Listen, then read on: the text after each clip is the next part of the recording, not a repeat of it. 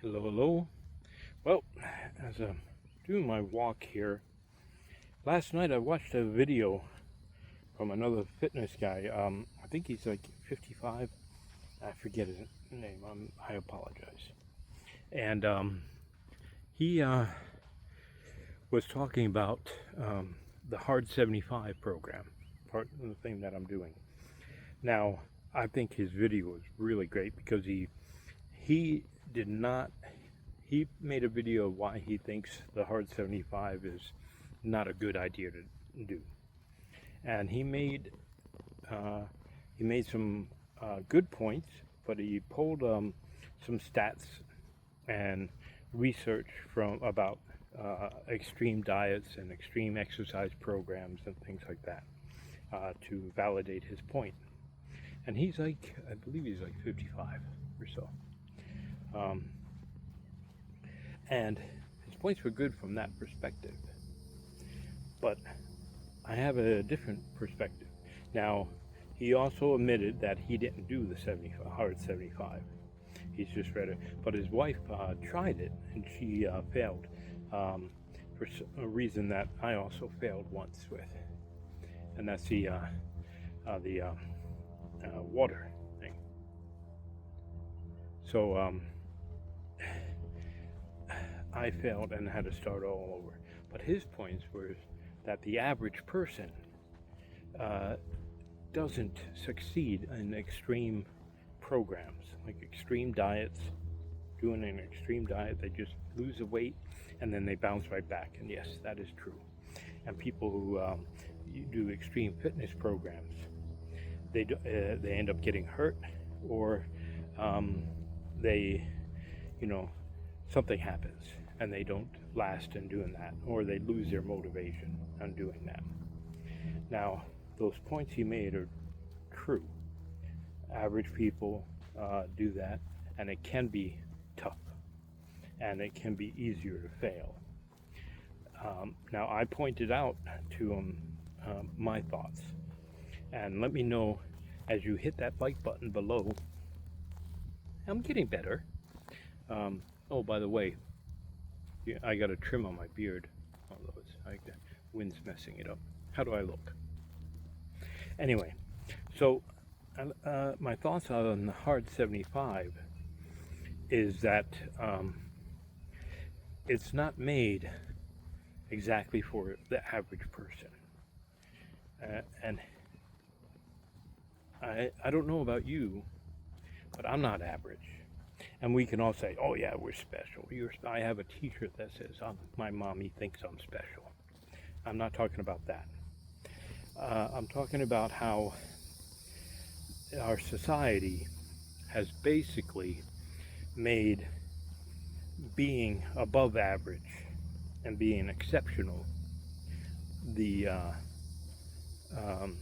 not the norm anymore, or not a goal that we as men especially, or anyone, should strive for. So it's not really about that.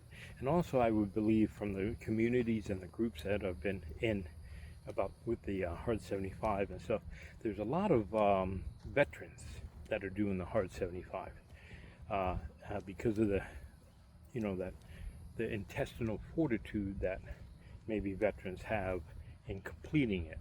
Now, like I said, I failed my first attempt on day like 41 or something like that, plus or minus, when I forgot to drink all the water. You're supposed to drink a gallon of water. Oh, hi, my name's Dave. Totally blanked out on that. I like to take you guys on these walks. So with the Hard 75 program, you need to drink a gallon of water a day. You need to do 2 workouts of 45 minutes, at least 45 minutes a day. One is outdoors, no matter what the weather, even when it says sunny and wonderful as this. And you need to follow a you need to follow a diet. It doesn't say any specific diet. I'm carnivore, so that's easy for me. And I enjoy being carnivore. Now, I'm a hyper-carnivore, so that means I'm about anywhere from 75 to and above carnivore. I'm about 95 carnivore because I drink my coffee. I put a little creamer in it, but Any animal product's fine. I don't use sugar or carbs. So that's and no cheat meals. Okay. I try to finish eating before 6, but it also requires you to read 10 pages of a book, a nonfiction book, a day. So it's not just about these extreme diets or this extreme workout. No, it's not about that. It's about, building grit, building, that intestinal fortitude, getting stronger mentally and physically.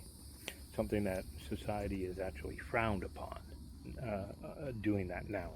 They don't want you to become a strong person because they can't control a strong person. They can control a weak person. So if you're weak and you're addicted to carbs or sugars and things like that and you're overweight, it's easier to control somebody like that. Okay, I'll stop there and won't go into there, but you know what I mean. So when you're strong, and by going on the hard 75, like I said, I missed it. So I messed up on that. So I started out. I'm actually on day 57 now. So day 57. Gotta get out of the way here so I don't get run over.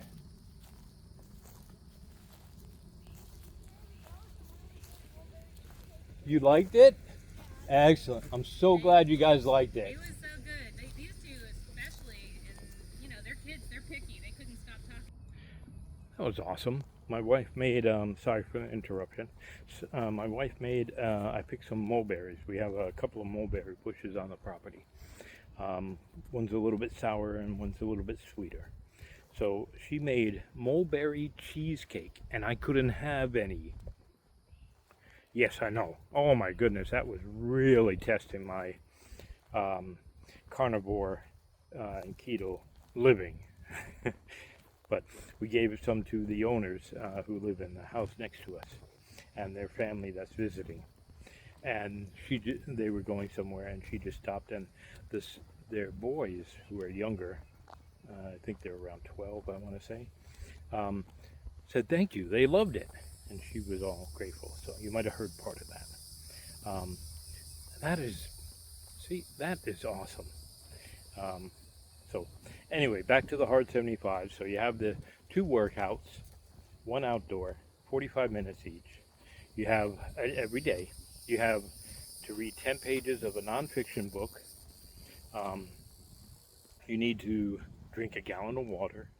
No cheat meals. You have to stick to a diet. And I believe that's it. So everything. And you have to take a daily progress picture. So I like taking the daily progress picture because I get to pose, flex. But the water thing I messed up. So like I said, I'm on day 56, I want to say, or 57. One of those. Messing up. Anyway, so it's more about teaching someone the grit. It's not that extreme diet because it's not saying that you have to do it. You have to, you have to eat better is what it's basically telling you, and it's telling you to do it for 75 days. Now, one of his complaints is like, oh, but it's all or nothing.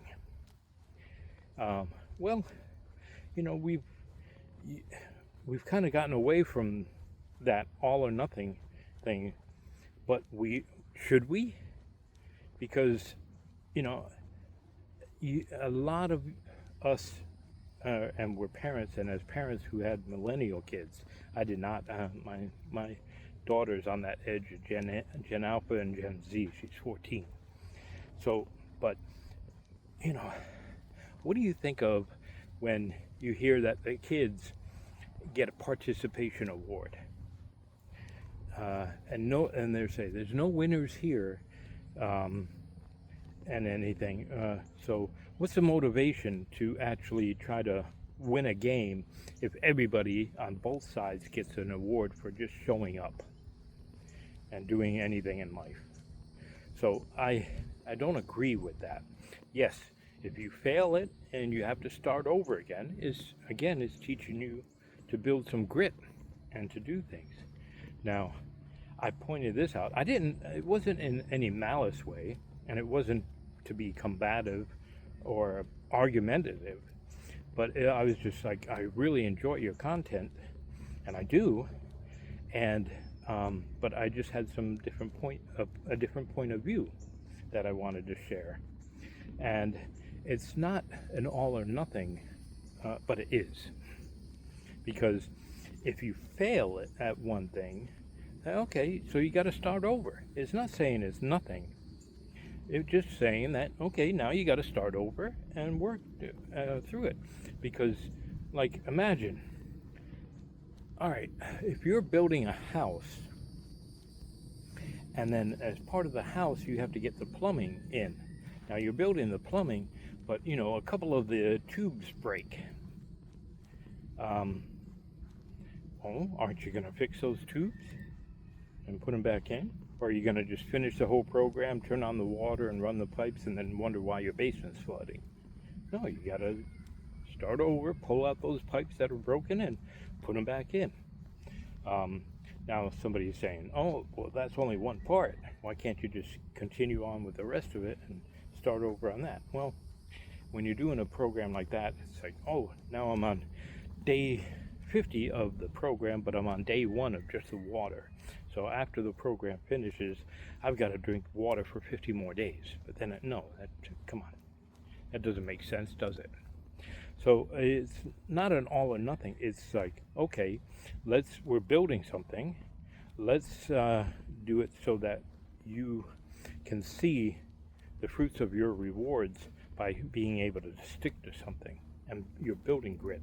Now, a lot of people get hung up on the exercises. As you noticed, or if you've seen my other videos, I'm a mess. So I'm not going to the gym and doing 45 minutes of squats and deadlifts and bench presses and things like that. No, I'm physically not able to do that. I've got a torn abdominal, I have fractured and it set wrong in my tailbone. I've got a shattered calcaneus, which is my heel bone. I've got dislodged disc. I've got a non-displaced fracture in my disc. Bulging discs and all blah blah blah blah blah, right? So I have my limitations on as far as the exerciser, but they even say in all the videos and things, you do what you can, but you want to challenge yourself. It can't be easy. Like I was doing in the beginning, chair yoga, because I couldn't do anything else. I could barely walk. Now I started on our neighbor, the owners, they have an outdoor elliptical machine. Now it doesn't turn on and stuff, but it circles and stuff, and I could time myself on that. I started with that. I started walking a little bit on the treadmill at physical therapy. So I've been going to physical therapy for over 5 years, on and off. So I went from, after my surgery, I could barely walk 5 minutes. So, I've been making progress. And so you can adapt the exercises to what you can do, and you just increase your intensity as you get stronger, and you will feel yourself getting stronger. I am up to a 60-minute walk twice a day, at least. But I'm also started to do push-ups. Now, I couldn't do any push-ups, right? And I kind of do like a 1-foot push-up because it hurts my left foot that's fused if I put a lot of weight on it, like in the push-up position. And then my back is kind of messed up, so I've been trying to do some planks, and then doing some different things that they taught me in physical therapy on how to strengthen my back muscles. So, I'm adapting that part. And the diet, well, that's my carnivore diet. Some people say that's one of the most restrictive diets in the world. Oh, it may be so, but I think it's just our natural diet that we should be eating. We're carnivores. I know if you happen to be a vegetarian, I don't even think they use that word anymore. Everybody wants to use vegan, be a vegan now, and that's your decision if you want to be a vegan, or if you want to do a Mediterranean diet, or if you want to do a keto diet, or so that your body's in ketosis more. Oh, that's similar to a carnivore. So yeah, you have to pick that and do that. So I think the Hard 75, and then they have one that's after this Hard 75, because you can keep going with it. They have phase 1, phase 2, and then it repeats back to the Hard 75 after a year. So you can, like in phase 1, it comes up where you need to take a 5-minute cold shower every day. That's cool. I like that because it also gets my metabolism going and stuff. So, it's like a shorter version or a mini version of a plunge without it being that cold. But I like that. And you do 10 minutes of visualization, so I like that too. Now, even though I got the app and it's showing me the phase 1, I don't count that I'm counting the days that I'm in phase 1, but what I'm doing is I'm using it for the progress photos to store them and keep them organized so I can see the change. But I'm doing most of the phase 1. Oh, okay, I'm doing all the phase 1. It's 8 more tasks that you have to write, visualization, and it's not a big add-on to it in the cold showers. But I don't count, like when I finish the 75, I'm on day 56, 57 now. When I finish the 75, I'm probably not going to continue with the phase 1 and everything, because I wanted to do the Hard 75. I don't like drinking a gallon of water a day. I think I should be drinking, my happy medium is at least a half a gallon, maybe 3/4 of a gallon. And as I get skinnier, I need less water. I found that by drinking a gallon of water, I definitely need to keep my intake of electrolytes up. And I believe I talked about how I made my own electrolytes. I bought the potassium, magnesium, and the sodium Himalayan salt in bulk, and I've got enough for both my wife and I for the next year. So and we take about I take about 2 glasses a day, and she takes at least 1 a day, so we've got plenty of that. But I want to finish it, is what I'm getting at. And I think that we're too soft on ourselves now. Oh, if you don't make it, that's okay. It's too strict. It's a hard diet. Nobody really makes it, or hardly anybody really finishes it. It's okay. Here's your participation award. And I'm not saying that to be harsh, though I am. You have to think that if, there are times in our lives that we are starting something that may be difficult, and why are you starting it? And you have to have a good why. But if you're like me, I was out of shape, and I wanted to do something to get back into shape, and I wanted something that I could mark my guidance and see my progress. And I wanted it to be a challenge because, I could do, thumb wrestling on the couch and say, ooh, I'm exercising, and see how buff my thumbs get, or video games on the couch and see how strong my fingers and thumbs get. No, that's not it. You've got to get up and you start moving. There's a gentleman, I believe his name is Dave too, wonder why I can remember that, who does walking every day. He's got a walking podcast, so he's out doing videos like this where he's walking. He talks about all the benefits of walking and everything. And he says, you know, start a 10-minute 90-day challenge where you're walking for at least 10 minutes a day.